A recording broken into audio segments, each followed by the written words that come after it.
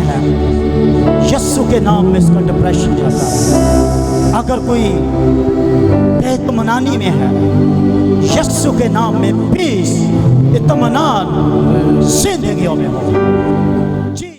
2 कुरिन्थियों 12वां बाब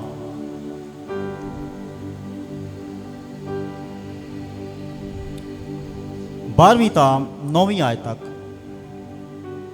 10वीं आयत तक। 2 कुरिन्थियों 12वां बाब 1 ता 10वीं आयत। मुझे फ़ख्र करना ज़रूर हुआ, अगरचे मुफीद नहीं, पर जो रोया और मुकाशफे खुदावंद की तरफ से नायत हुए, उनका मैं ज़िक्र करता हूँ। मैं मसीह में एक शख्स को जानता हूँ, 14 बरस हुए कि वो यकायक तीसरे आसमान तक उठा लिया गया। ना मुझे मालूम है कि बदन समेत, ना ये मालूम कि बग़ैर बदन के, ये खुदा को मालूम है। और मैं ये भी जानता हूँ कि उस शख्स ने बदन समेत या बग़ैर बदन के, ये मुझे मालूम नहीं, खुदा को मालूम है, यकायक फिरदौस में पहुँचकर ऐसी बातें सुनी जो कहने की नहीं, और जिनका कहना आदमी को रवा नहीं।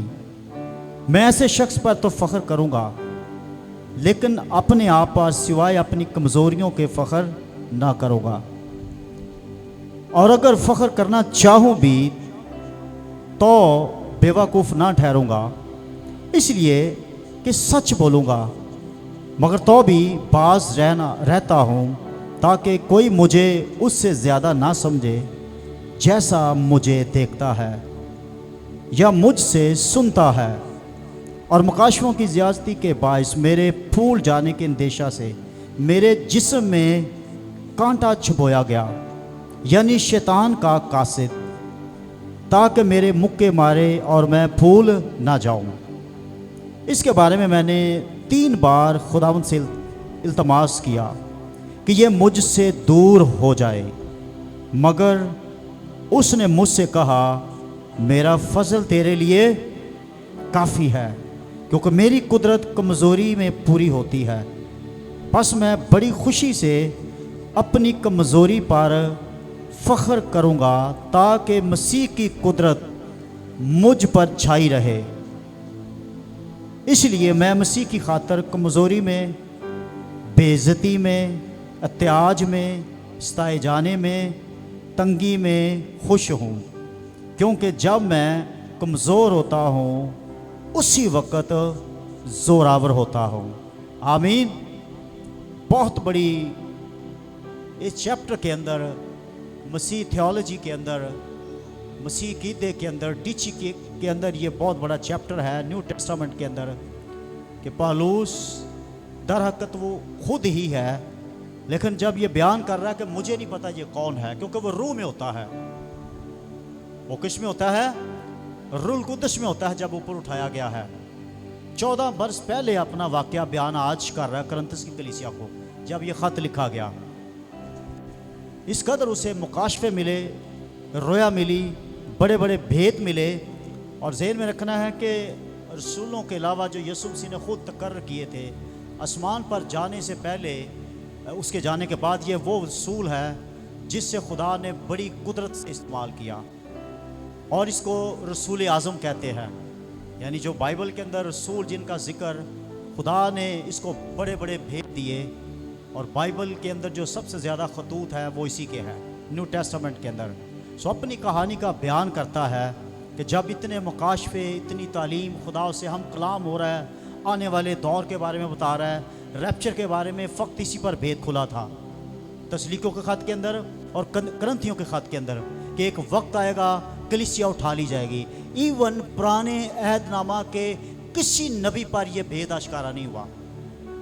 डैनियल को प्रिंस ऑफ प्रॉफिट कहा जाता है, नबियों का शहजादा, पर यह रैप्चर का भेद उस पर नहीं खुला। बड़ी बड़ी बादशाहियों के बारे में बताया गया है, यीशु मसीह की 1000 साला बादशाही का भी वहाँ जिक्र है। रैप्चर एक ऐसा भेद जो खुदा ने पौलुस को दिया। यीशु ने मत्ती 24 के अंदर बताया एक ले लिया जाएगा, एक छोड़ दिया जाएगा खुद, लेकिन दोबारा फिर रिपीट खुदा ने इस पर किया। सो बड़े बड़े मुकाशफे, बड़ी बड़ी तालीमी बातें खुदा ने अपनी बादशाही के बारे में इस पर जाहिर की। और क्या हुआ, ये फूलने लगा। लिखा मेरे फूल जाने के अंदेशा में कि मेरे पास बड़ा इल्म है। पहले ही ये बड़ा स्कॉलर था, ऑलरेडी ये यहूदी एक रब्बी था। मसीह होने से पहले ये बड़ा सरगर्म यहूदी था, शरीयत पर बड़ा अमल करने वाला था। बहुत पुराने यादनामा की टीचिंग इसके अंदर कूट कूट कर भरी हुई थी शरीयत के बारे में। लेकिन जैसे ही यीशु मसीह को इसने कबूल किया, फजल के बारे में, न्यू टेस्टामेंट के बारे में भी इसके ऊपर बड़े बड़े भेद खुलना शुरू हुए। और एक दिन फूला, और यहाँ क्या लिखता है, कुछ शैतान का भी जिक्र करता है। यहाँ क्या उसने किया, तारीफ हो, लिखा है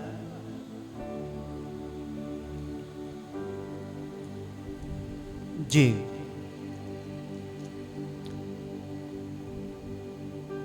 ये कैसा कसरत था इसके, अबलीस ने इसके साथ क्या कुछ करना चाहा। 7वीं आयत देखें, मुकाशफों की ज़्यादती के बायस, इस कदर मुकाशफे थे इसके पास, इस कदर भेद थे इसके पास जो शायद किसी और के पास नहीं थे। ऐसी ऐसी बातें खुली इस पर। मुकाशफे का मतलब है खुल जाना, किसी चीज़ से पर्दा हटा देना। डायरेक्ट खुदा के बारे में इसको मालूमात मिल रही है। खुदा इसको दिखा रहा है। यकायक कहाँ चला गया, रूहुल कुद्दुस कहाँ इसको ले गया, 30 आसमान पर, जिस जगह पर खुदा का तख्त है, खुदा मौजूद है। और बड़ी बड़ी बातें अपनी मिनिस्ट्री के अंदर फरिश्ते इसके पास आ रहे हैं, इसको बता रहे हैं। खुदावंद यीशु मसीह आ रहा है, डायरेक्ट खुदावंद यीशु मसीह इस पर जाहिर हुआ। माल 9 बाब के अंदर जब गिरा है, आए साउल तो मुझे ऐसे चमका नूर। खुदावंद यीशु मसीह, इस कदर मुकाशफे, इस कदर इस पर जो भेद खुले। और क्या लिखा है आगे, एक काम हुआ इसके साथ। 7वीं आयत का आखिरी सा, मेरे मुकाशफों की ज़्यादती के बाद मेरे फूल जाने के अंदेशा से मेरे जिस्म में कांटा छुपोया गया, यानी शैतान का कासद। कांटा छुपोया गया, शैतान का तू बड़ा कुछ बन गया है। हाँ, मैं भी बड़ा कुछ था, मैं चाह रहा था खुदा के बराबर आऊँ, खुदा की जगह ले लूँ। इस कदर मुकाशफे हैं तुझे, इस कदर तुझे भेद मिल गया है, अब तो बड़ी कोई ख़ास चीज़ बन गया है। और खुदा ने उसके अंदर कोई कांटा छुपो दिया। और जब कांटा छुपोया तो फिर क्या लिखा है आगे, शैतान का कासद था कि मेरे मुख के मारे और मैं फूल ना जाऊं। इसके बारे में मैंने 3 बार, 8वीं आयत गौर करें, इसके बारे में 3 बार खुदा से इल्तमास किया कि ये मुझसे दूर हो जाए। 3 बार। ये कोई बीमारी थी। ये मुख्तलिफ स्कॉलर क्यास करते हैं, कुछ कहते हैं ये फेंट हो जाता था अचानक, कुछ कहते थे इसको बड़ी शिद्दत का बुखार हो जाता था, लेकिन बड़ी शिद्दत तकलीफ थी इसके अंदर। पौलुस को ऑलरेडी इसका जिस्म कोड़े खा खा के, बड़ी तकलीफ़ें उठा उठा के कमज़ोर हो चुका था। और वैसे भी तारीख कहती है कि पौलुस को बड़ा कदावर नहीं था, छोटा कद था इसका, बड़ा स्लिम था, लेकिन इल्म खुदा की कुदरत इस पर छाई हुई थी। आमीन। खुदा जिस्मों को नहीं देखता, कदों को नहीं देखता। और इस कदर जिस्म कमज़ोर था, कई बार इसको कोड़े बैंत लगे। ग्रंथियों के ख़त के अंदर बड़ी डिटेल्स की है, बड़ी बड़ी मुसीबतों में गुजरा। अब ये कोई कासद, कांटा छुपोया गया है, कोई ऐसी बीमारी है, तड़प उठता था, चला उठता था, कहता खुदावंद से मैंने 3 दफ़ा इल्तमास की, खुदावंद ये दूर हो जाए, तो इसको दूर कर सकता है, मुझे शिफा दे दे। लेकिन आवाज़ आई, इसके बारे में फ़िक्र ना कर, मेरा फजल तेरे लिए, मेरा फजल तेरे लिए काफ़ी है। 9वीं आयत, मगर उसने मुझसे कहा मेरा फजल तेरे लिए फ़िक्र ना कर, क्योंकि मेरी कुदरत कमज़ोरी में पूरी होती है। मेरी कुदरत कहाँ इस्तेमाल होगी? ज़ोरावरों में। मेरी कुदरत उन्हीं लोगों में ज़ाहिर होगी जो कमज़ोर हैं। कहाँ उसकी शिफा बख्श पावर ज़ाहिर होगी? जिस जगह पे बीमारी है। कहाँ वो अपने दुश्मनों को शिकस्त देगा जिस जगह पे खुदा के दुश्मन है। इसलिए उसने कहा इससे परेशान ना हो, मेरा फजल तेरे लिए काफ़ी है, तू इल्तमास ना कर। क्योंकि जब कोई कमज़ोर होता है तो मैं उसे कुव्वत बख्शता हूँ। आमीन। मेरी कुदरत कमज़ोरी में पूरी होती है, बस मैं बड़ी खुशी से अपनी कमज़ोरी पर फ़ख्र करूँगा। फिर कहता है खुदावंद सॉरी, इट्स ओके, ये ठीक है, मुझे तेरी कुव्वत चाहिए। मुझे तेरी क्या चाहिए? मुझे तेरी कुव्वत चाहिए। मैं ठीक है, अगर तू चाहता है कि मैं ऐसे ही चलूँ, लेकिन मैं जब तेरी ज़रूरत हो, तेरी कुव्वत हो, मुझे मिल जाया करे। इट्स ओके, काम कर, मुनादी कर, ख़त लिख, इल्हाम जो मैं तुझे दे रहा हूँ कलीसियों को पहुँचा, मैं तुझे ताकत ये काम करने के लिए बख्शता रहूँगा। आमीन, हालेलुया। बस मैं बड़ी खुशी से अपनी कमज़ोरी पर फ़ख्र करूँगा ताकि मसीह की कुदरत मुझ पर छाई रहे। मसीह की कुदरत वही छाती है, वही होती है जिस जगह पर कमज़ोरी होती है। फिर अपनी तंगियों का भी आगे जिक्र करता है, त्याज में और मैं सताए जाने में, तंगी में, त्याज में खुश हूँ, क्योंकि जब मैं कमज़ोर होता हूँ उसी वक्त ज़ोरावर होता हूँ। उसी वक्त क्या कभी आपने एक्सपीरियंस किया है कि जब आप कमज़ोर हो अचानक कुव्वत आप पर छा जाए? जब घर के हालात डाउन हो रहे हो, अगले लम्हे जब दुआ में ठहरे हो तो सब कुछ ठीक हो जाए, यही खुदा चाहता है। आज के जो टॉपिक है वो इस बात को ज़हन में रखें, मेरा फजल तेरे लिए काफ़ी है। मेरा फजल तेरे लिए। आज इस दुनिया के अंदर जिस दौर में हम गुजर रहे हैं, हमें हमेशा उसके फजल ही की ज़रूरत है। और याद रखना है, निजात मैंने और आपने उसके फजल ही से पाई है। लिखा ये तुम्हारे माल की वजह से नहीं मिली, ये उसका फजल ही था कि उसने हमें तारीकी जहन्नम के था गड़े से निकाल कर अपने साथ तख्त पर बैठाया है। ये उसके फजल से हुआ है। बाइबल में लिखा है तुम्हारे माल की वजह से निजात नहीं मिली, तुम्हारी नेकियों की वजह से नहीं मिली।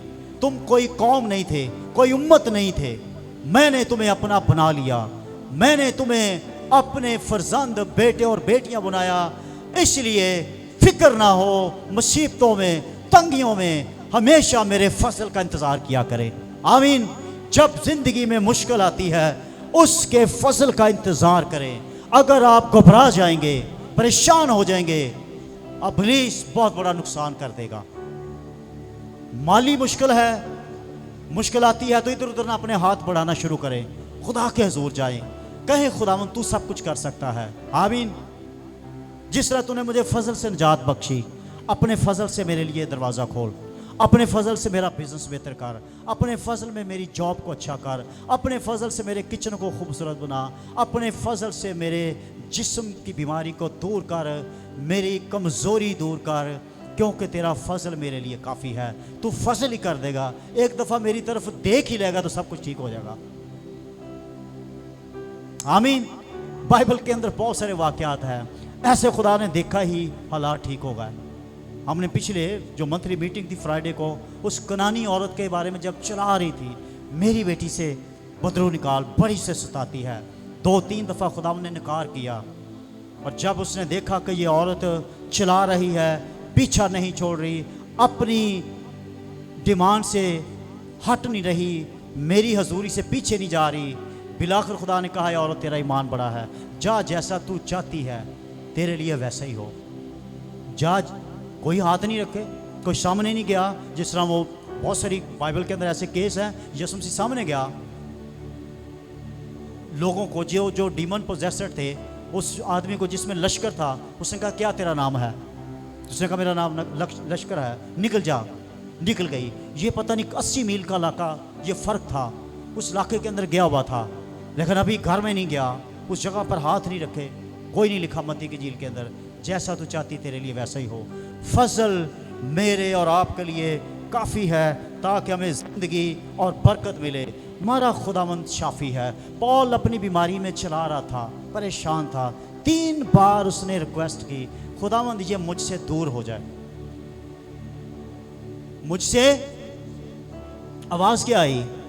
तेरा फजल मेरे लिए बाइबल पुराने अहदनामा के अंदर खुदा ने बड़े बड़े शिफा के काम किए।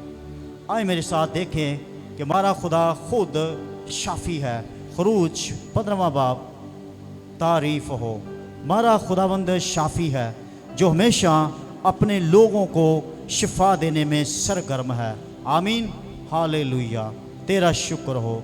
खरूज 15वां बाब और उसकी 26वीं आयत पढ़िए कि अगर तू दिल लगाकर खुदावंद अपने खुदा की बात सुने और वही काम करे जो उसकी नज़र में भला है और उसके हुक्मों को माने और उसके आइन पर अमल करे, तो मैं उन बीमारियों में से जो मैंने मिस्रियों पर भेजी तुझ पर कोई ना भेजूंगा, क्योंकि मैं खुदावंद तेरा शाफी हूँ।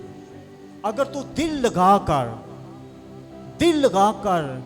कलाम पर तवज्जो करे, मेरे आयत पर तवज्जो करे, उस पर अमल करे, तो मैं उन बीमारियों को जो मैंने मिस्रियों पर भेजी हैं, तुमने देखी कैसे कैसे मैंने बड़े करामात मिस्र के अंदर किए।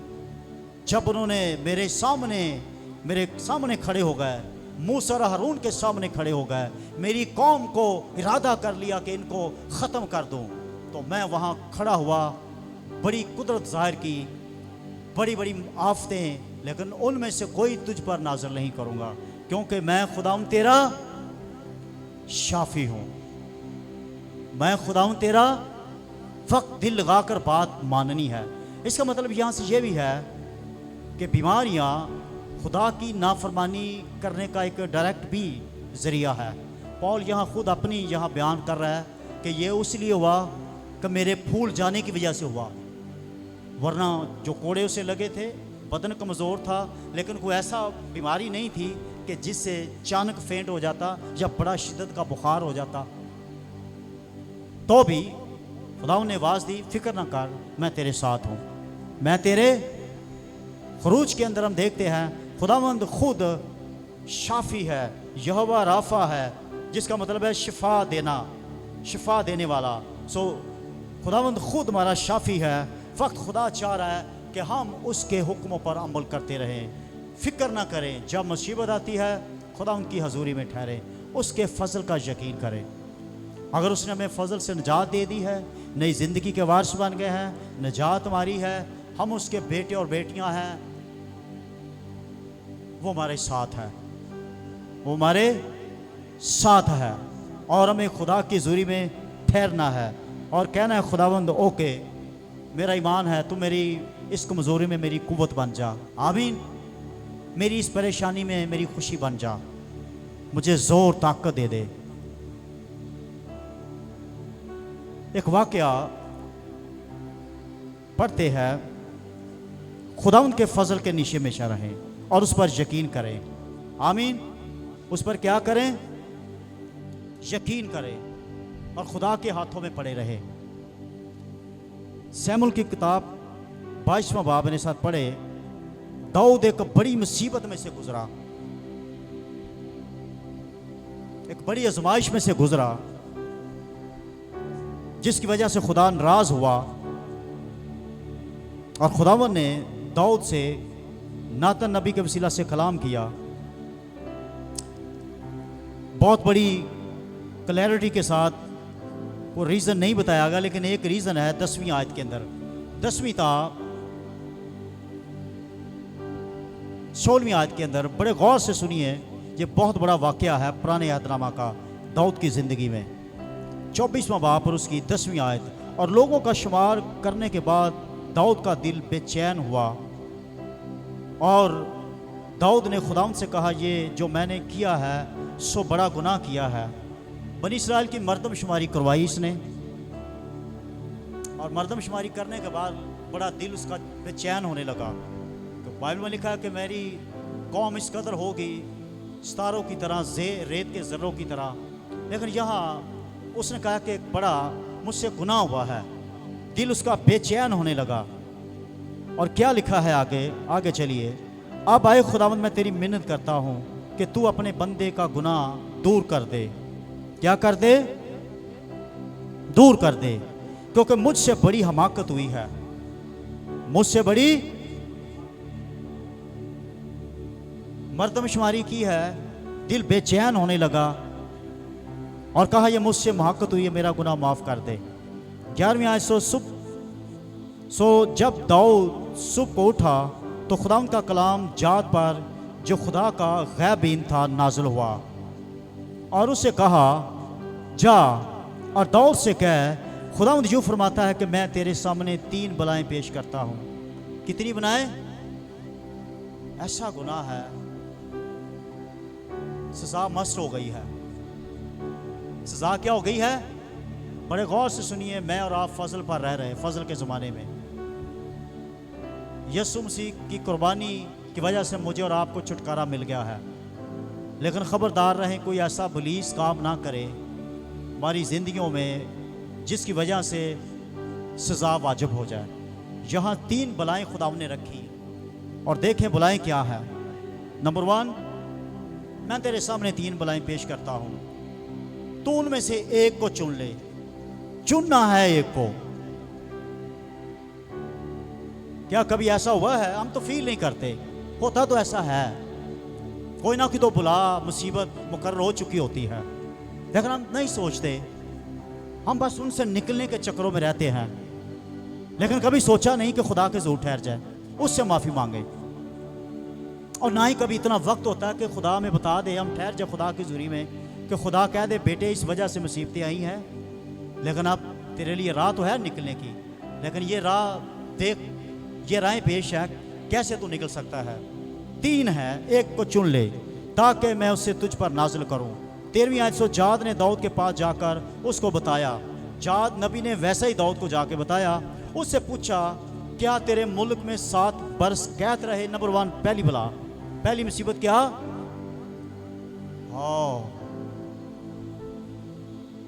एक हफ्ता नहीं रह सकते भूखे, जो आज का दौर है। घर में चाहे कुछ ना हो, बंदे के पास ज़्यादातर हमारे एशियन कल्चर जो है, एशिया के अंदर ख़वातीन बच्चे चलाना शुरू कर देते हैं। बंदे मजबूर ना हो, अगर ना हो तो दुआ में ठहरा करें। बाज़ बंदे मजबूर होके ऐसे ले इधर उधर से आते हैं और बाद में मुसीबत डाल जाती है। खुदा के ज़रूर ठहरे। फैमिलियों बच्चों को भी चाहिए कि घर के ऐसे हालात है, खुदा का इंतज़ार करें। पर 7 बरस कैद, कितने? इमेजिन करें 7 साल अगर गुजरना पड़े, 7 हफ्ते नहीं गुजर सकते जी मकबूल साहब, क्या बनेगा? लेकिन कलाम तो टल है, नबी ने कह दिया, खुदा ने उसको कहा जा मैसेज दे, बादशाह है उसको जाके बता। नंबर 2, कौन सी मुसीबत है? या 3 महीने तक अपने दुश्मनों से भागता रहे। काम टाइम डाउन हो रहा है, 7 साल कैद के है, 3 महीने सिर्फ दुश्मन के हैं। या तो दुश्मन के सामने कोई दूसरा दुश्मन तेरे मुल्क पर चढ़ाई कर दे, दूसरे बादशाहों को मैं कह दूं,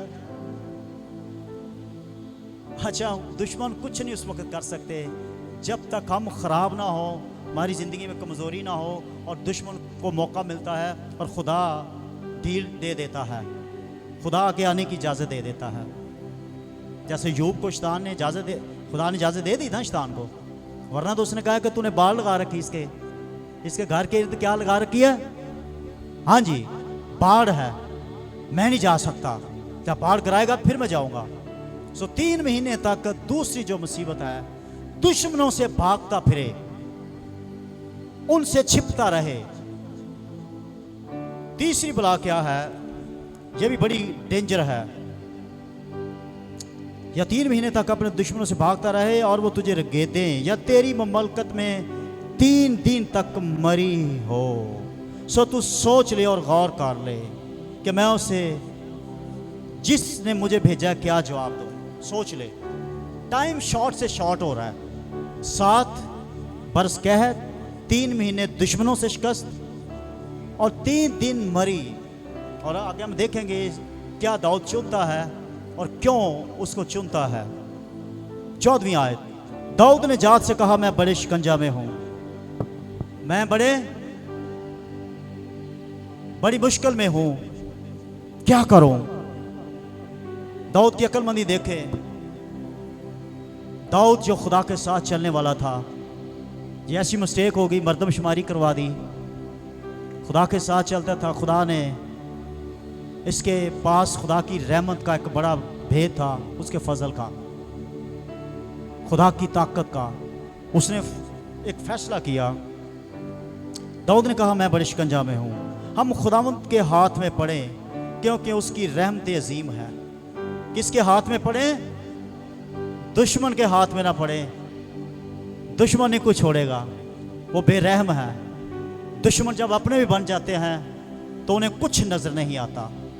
ना वो भाई देखते हैं, ना अजीज़ देखते हैं, ना इंसान देखते हैं, ना नस्ल इंसानी, ना आदम की नस्ल देखते हैं। अब पुलिस उनकी आंखों को अंधा कर देता है। इसलिए खुदावंद हम किसी दुश्मन के हाथ में ना पड़े, चाहे वो अपने हो या बगाने हो। आमीन। फैसला उसने क्या किया? खुदावंद, हालेलुया, हम इंसान के हाथ में ना पड़े।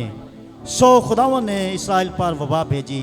इसका यह मतलब था कि हम वबा को एक्सेप्ट कर रहे हैं, ना 7 साल के कैद को। बड़ा लंबा अरसा है, इतनी भूख नहीं काटी जाती। खुदावंद नो, कहाँ किचन में मुसीबत आ जाएगी, क्या करेंगे, बच्चे भूखे मरेंगे, मेरी कौम काल से ख़त्म हो जाएगी। 7 साल तक धीरे धीरे, कहते ना जैसे गरीला वार चलती रहेगी। कभी एक कबीला ख़त्म हो जाएगा, कभी एक शहर भूख में मर जाएगा। जब टोटल गला मुल्क के अंदर ख़त्म हो जाएगा, मुल्क की बड़ी तबाही बर्बादी हो जाएगी। खुदावंद हम कैद के अंदर भी नहीं, दुश्मन के अंदर भी नहीं। दुश्मन शायद बड़ी पावर में आके बड़ा नुकसान करें, हम खुदावंद के हाथ में पड़ते हैं। सो खुदावंद ने इस्राएल पर वबा भेजी। उस सुबह से लेकर वक्त मोयना तक रही और दान से बहरे सुबह तक लोगों में से 70,000 आदमी मारे गए। क्योंकि वबा तो आनी थी ना। उसने कहा 3 बलाएं चुन ले। कितनी बलाएं? दाऊद ने वबा को चुना, और ये सिर्फ कितने दिन के लिए थी? सिर्फ 3 दिन के लिए थी। और सुबह तक, दान से बहरे सुबह तक 70,000 लोग मारे गए। और जब फरिश्ता ने अपना हाथ बढ़ाया कि यरूशलेम को हलाक करे, तो खुदावंद उस वबा से मलूल हुआ। यानी खुदावंद ने कहा कि नो नो नो, मैं यरूशलेम में अपना नाम रखूँगा, ये बुज़ुर्ग खुदावंद का शहर है। और उस फरिश्ता ने जो लोगों को हलाक कर रहा था, कहा बस। क्या कहा? बस है, अब अपना हाथ रोक ले। उस वक्त खुदावंद का फरिश्ता यबूसी रवाना के खलिहान के पास खड़ा था। दाऊद खुदा के फजल में आ गया। दाऊद ने खुदावंद के फजल को चुना। अगर खुदावंद तू मुझे मारेगा तो तुझसे इल्तिजा करूँगा, तो तू माफ़ कर देगा, तू बाज आएगा। 7 साल कैद नहीं, 3 महीने दुश्मनों के आगे ना रगेदा जाऊं। हमेशा खुदावंद के फजल के हाथ में रहे।